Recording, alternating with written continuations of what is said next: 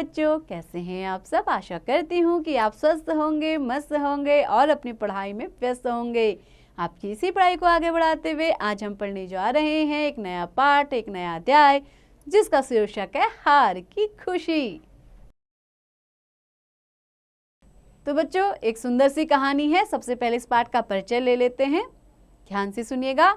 लेखक हरिकृष्ण देवसरे द्वारा लिखित कहानी हार की खुशी में एक ऐसे विद्यार्थी रवि का चित्रण है जो अपनी पढ़ाई को भगवान भरोसे छोड़कर असफल रहता है। उसका मित्र मंदिर के पुजारी की मदद से रवि को प्रेरित करता है कि भगवान उनकी मदद करते हैं जो अपनी मदद स्वयं करते हैं, यानी कि जो खुद की मदद स्वयं यानी खुद की मदद करते हैं, भगवान हमेशा उनकी ही मदद करते हैं। तो आइए इस कहानी को शुरू करते हैं। मनोरंजक कहानी है, ध्यान से सुनिएगा। घड़ी ने 2 बजाए तो मैंने किताब बंद कर दी। एक बार रवि की ओर देखा।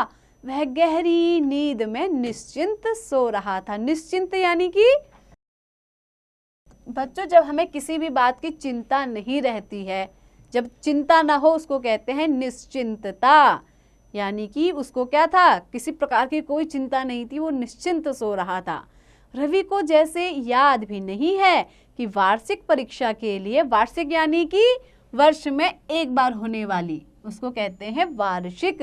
तो वार्षिक परीक्षा के लिए, जिसको आप कहते हैं एनुअल एग्जाम, है ना, वार्षिक परीक्षा के लिए अब कुछ ही महीने शेष हैं। मैंने बत्ती बुझा दी और रवि के बारे में सोचता रहा। याद आया वह दिन जब रवि की माँ उसे हॉस्टल में भर्ती कराने आई थी। कितनी चिंतित थी वह। अकेला रवि कैसे रहेगा, क्या खाएगा, कैसे पढ़ेगा, कौन उसकी देखभाल करेगा। माँ का दिल जो ठहरा, जैसे कलेजे पर पत्थर रखकर वह रवि को यहाँ छोड़ गई थी। उसके सिर पर बार बार हाथ फेरती और समझाती, बेटे, तुम्हारे पिताजी की यही इच्छा थी कि मैं तुम्हें खूब पढ़ाऊं।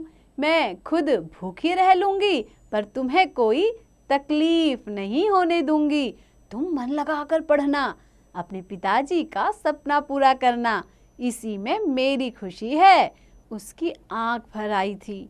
रवि उसे हॉस्टल के फाटक तक पहुंचाने गया था। पीछे पीछे मैं भी गया था। उस दिन से रवि मेरे साथ है। हम दोनों एक ही कमरे में रहते हैं, एक ही कक्षा में पढ़ते हैं, एक साथ खाना, एक साथ स्कूल जाना। हम दोनों एक दूसरे के बिना नहीं रह सकते।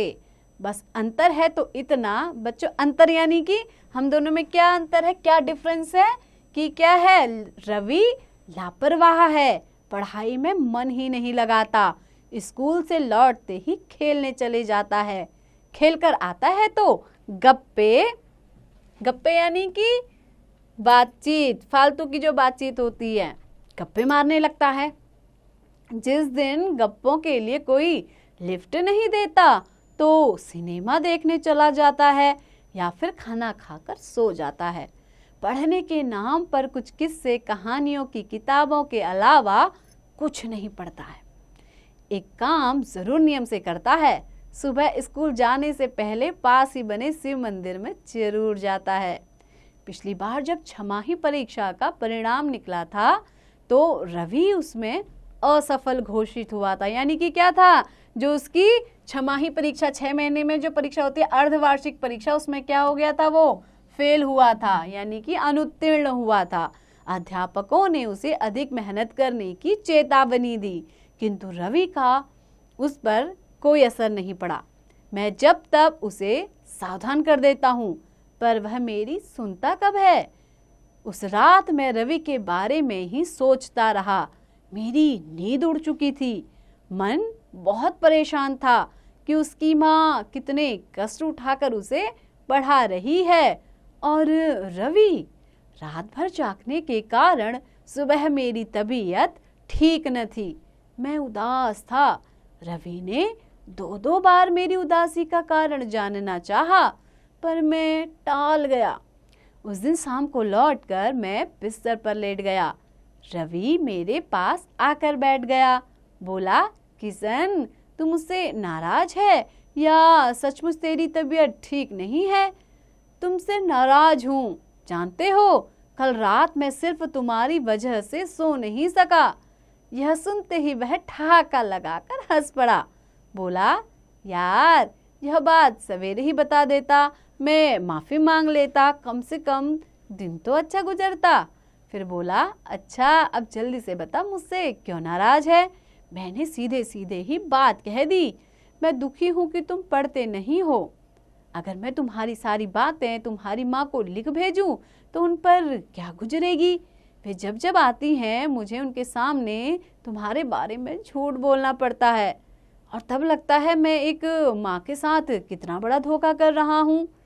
रवि पर इस उपदेश का कोई असर नहीं हुआ। उपदेश यानी कि इन सारी जो बातें उसने कही थी उसके मित्र ने, उसका रवि पर कोई भी असर हुआ ही नहीं। वह सारी बातों को सदा की तरह हंसी में टाल गया और बोला, तुम तो बेकार ही परेशान हो। मंदिर के पुजारी जी कहते हैं, भगवान शिव का जिसे आशीर्वाद प्राप्त होता है वह कभी असफल नहीं होता। मैं जानता हूँ भगवान शिव मेरी जरूर मदद करेंगे।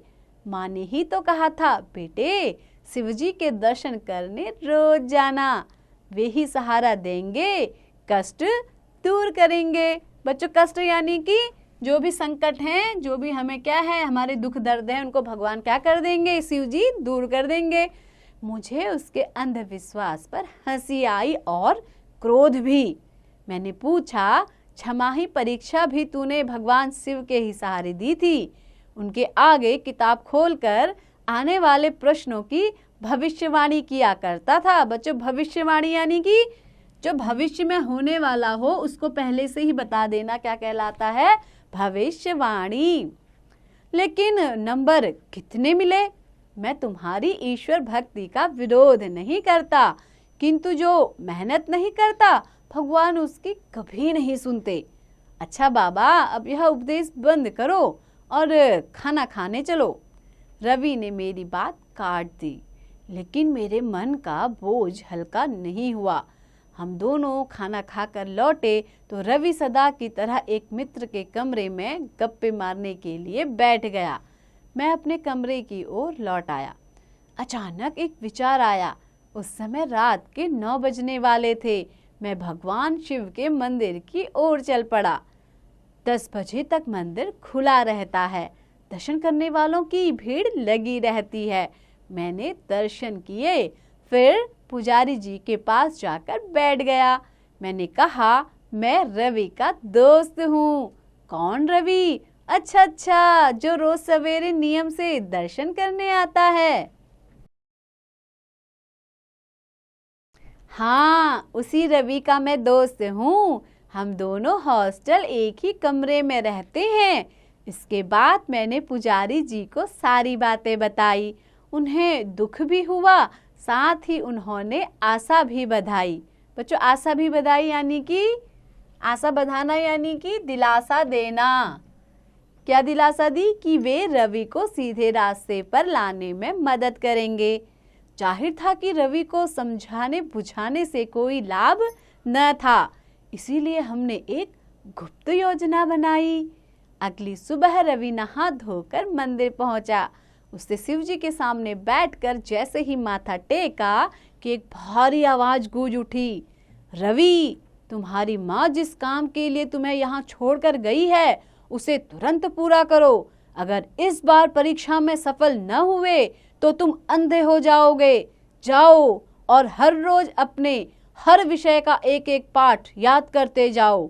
याद रखो, मैं हर पल तुम्हारे आसपास रहता हूँ।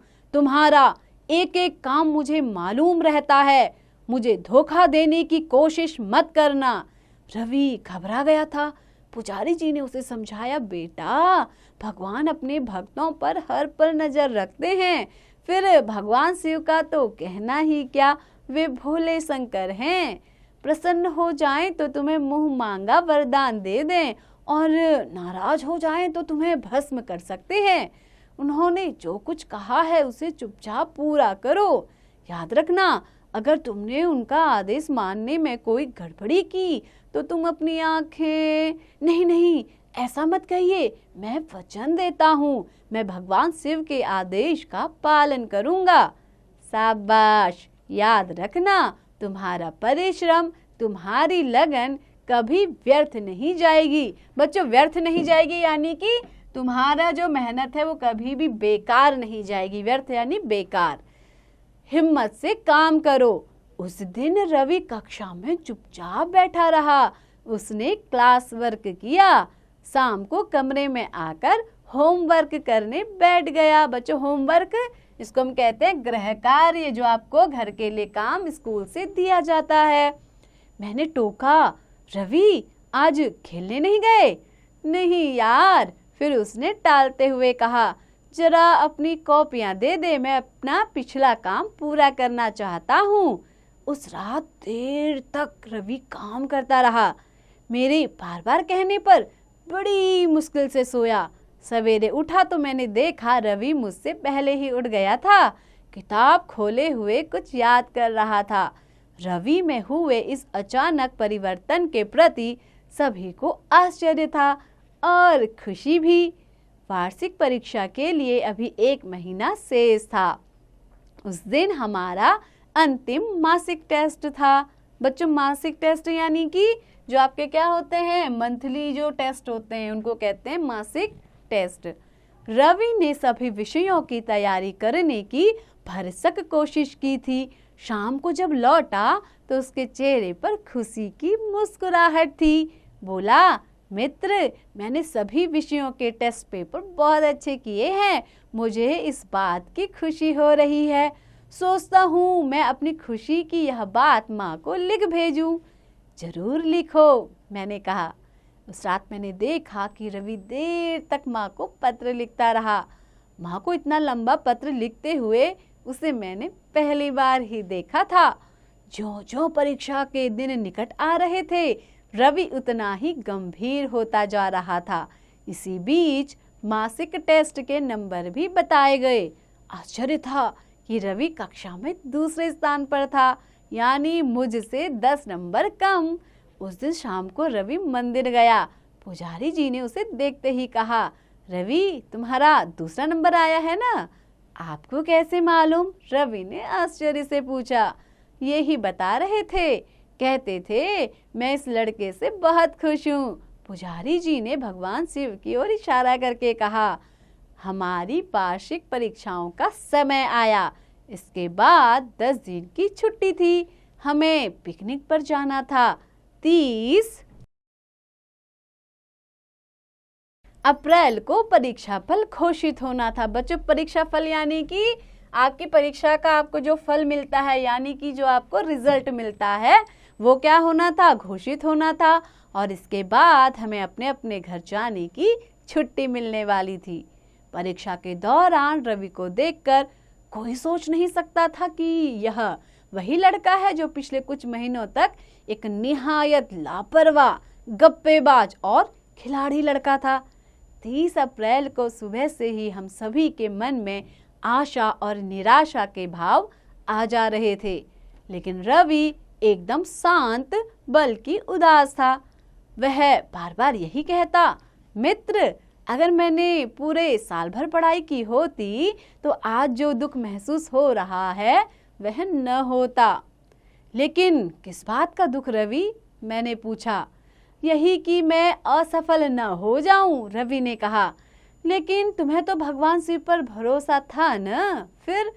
हाँ, किंतु वह भी तभी मदद करेंगे जब मैं बढ़ूंगा। बिना पढ़े तो कोई किसी की मदद नहीं करता। तभी हमारे कुछ साथी और भी आ गए थे।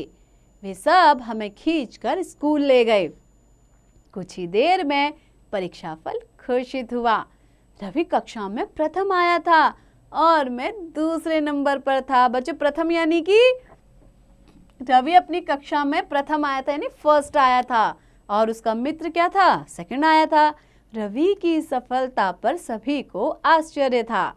मेरा नंबर पिछड़ जाने पर मेरे साथियों को अफसोस था। अफसोस यानी कि मेरे साथियों को क्या हो गया था? दुख था कि मैं सेकंड नंबर पर आ गया हूँ। किंतु मुझे न आश्चर्य था न अफसोस, मैं बहुत खुश था। दरअसल इस हार में भी अनोखी खुशी थी। अनोखी यानी कि अद्भुत। उसे भला कैसे बताऊं, उसे तो रवि ही जान सकता है। तो बच्चों, कितनी सुंदर कहानी थी। आशा करती हूँ कि आपको बहुत पसंद आई होगी। इसके लेखक हैं हरि कृष्ण देवसरे। तो बच्चों, इस कहानी से आपने क्या सीखा? इस कहानी से आपने सीखा कि जब आप परिश्रम करते हैं, मेहनत करते हैं, तो ईश्वर भी आपकी मदद करता है। लेकिन जब आप परिश्रम नहीं करते हैं, केवल भगवान भरोसे बैठे रहते हैं, तो ईश्वर भी कभी आपकी मदद नहीं करता है। इसके लिए आपको क्या करना है? कर्म करना है। तो बच्चों, ऐसे ही आप भी पढ़ते रहिए, आगे बढ़ते रहिए और हाँ, अभ्यास बार बार कीजिए।